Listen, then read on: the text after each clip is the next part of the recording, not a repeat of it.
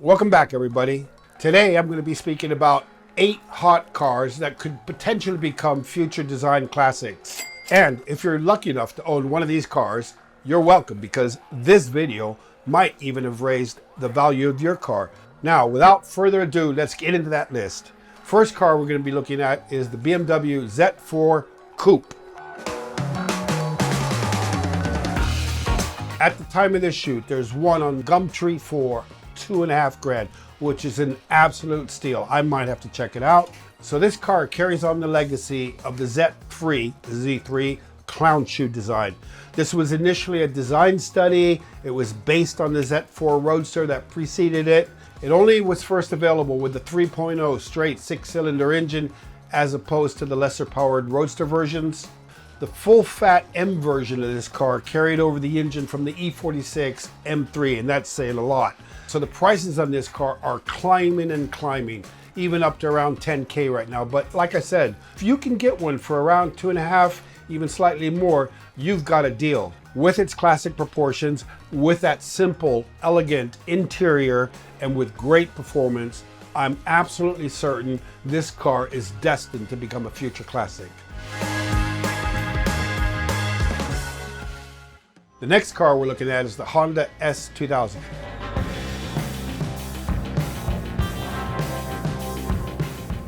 Now, I've seen these cars at around 7,000. Obviously, they go pretty far up to around 20,000.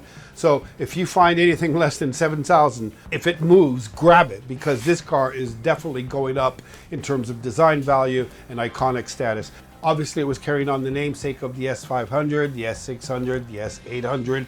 And as good as those original cars look today, it's proportionally how good this car is going to be looking in 10, 20, 30 years from now. It was an instant desirable car, instant favorite, because it had a 2.0 VTEC high revving engine that could go up all the way to 9,000 RPMs. So a bit of a screamer, a bit of a screecher. And the rear wheel drive helped it, as well as what we call a 50-50 weight distribution, which made it handle extremely well.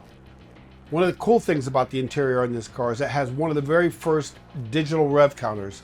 So I can see the values of this car steadily rising year by year, and people continuing definitely to be enjoying that very particular soundtrack of that VTEC engine.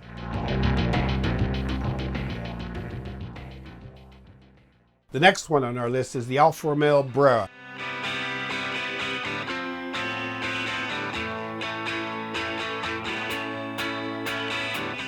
Now, I have a very soft spot in my heart for this car because I've owned 2 of them and absolutely love this car. This car was based on the 2002 Brera concept car, designed by a very good friend of mine, Andres Zapatina's under Giugiaro.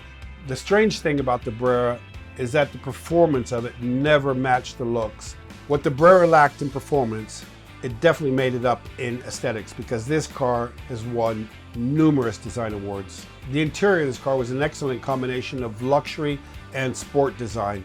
Now, like I say, you usually want to walk up to the front of the car, but try to walk up first to the rear of this car if you want that full, fat, emotional impression. This car is an absolute stunner from a 3/4 rear view.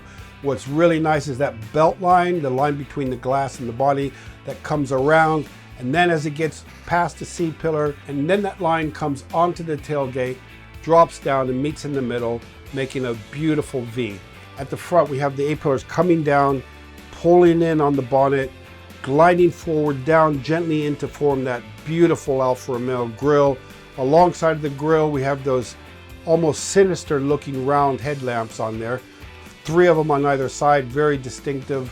In conclusion, if you can get one of these for under 2 grand with not a lot of mileage on them, it's a steal, and you need to get one now.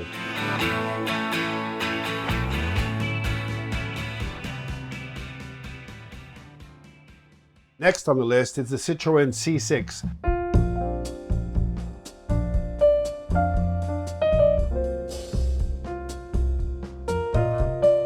This car is definitely going to become a design classic, because I think it's even so distinctive today that it's got the power and the potential to go a long way into the future. Look at this car, and again, that money shot for me is definitely the rear 3/4. taillights that are so unique, and that rear glass, who knows how they made it? It's concave, extremely curved, stunning on this car. Now look at it from the 3/4 front. This car occupies space. It is not a small car, 4 doors, very comfortable interior. It is a presidential car on a pedestrian budget. We often say sometimes that a car should look like it's tugging at the leash, but this car is cruising in absolute relaxed luxury. Now they didn't make very many of these cars, but if you can get one, typically they're ranging between 6 and 12 grand. If you find anything less than 6 grand, you're buying the most expensive looking car you can for that price.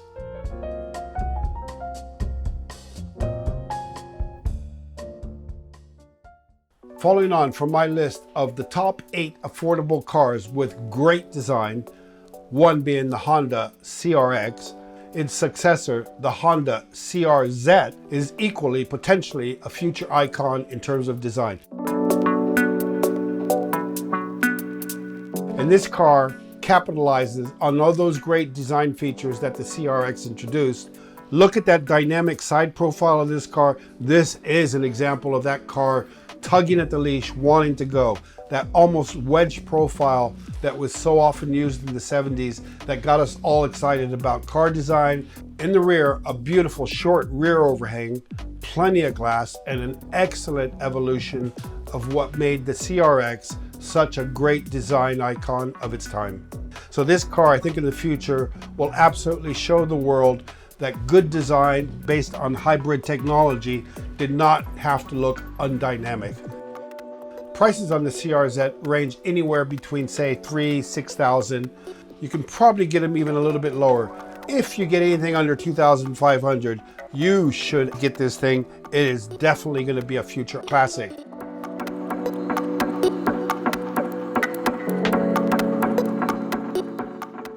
The next one on my list is the Vauxhall/Opel GTC VXR.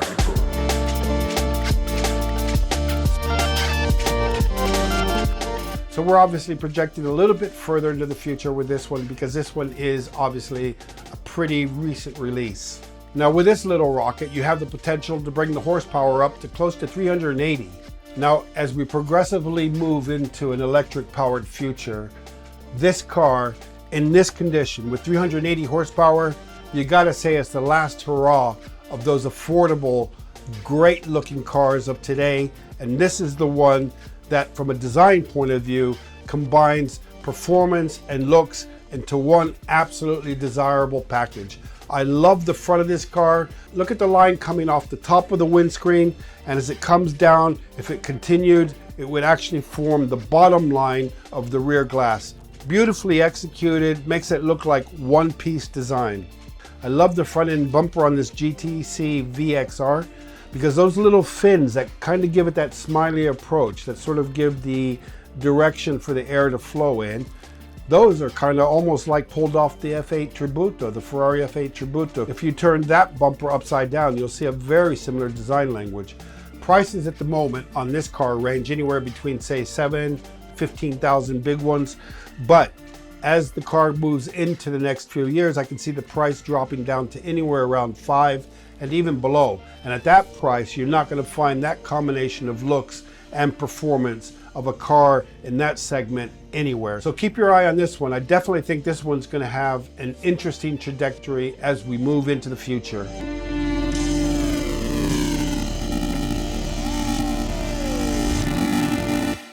And finally, for those of you who have a little bit of extra dosh laying around underneath your bed mattress, this is the one for you, the Porsche 911 997.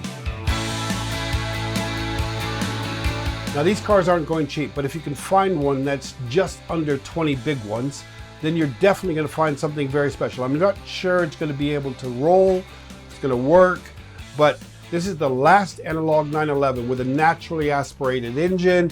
It's got hydraulic steering as opposed to the electric rack. Even in base Carrera form, it's a true driver's car with definitely a soundtrack to match it. The interior tech might seem a bit dated at this point, so perhaps finding one without the early 2000s sat-nav screen is probably the most desirable. Now, a return to those circular headlights as opposed to what we called the fried egg design, the one that looked like the egg was smashed and the yolk spilling out from the 996. This makes it definitely the popular car for all the Porsche purists. With its clean and simple design, it's bound to stand the test of time. And if it follows the trajectory of the previous 911 generations, I can almost guarantee you that the values will certainly rise in the coming years. So if you've got a little bit of money and you're looking for a 911, this is probably the one to get for the best value and the best return on your investment.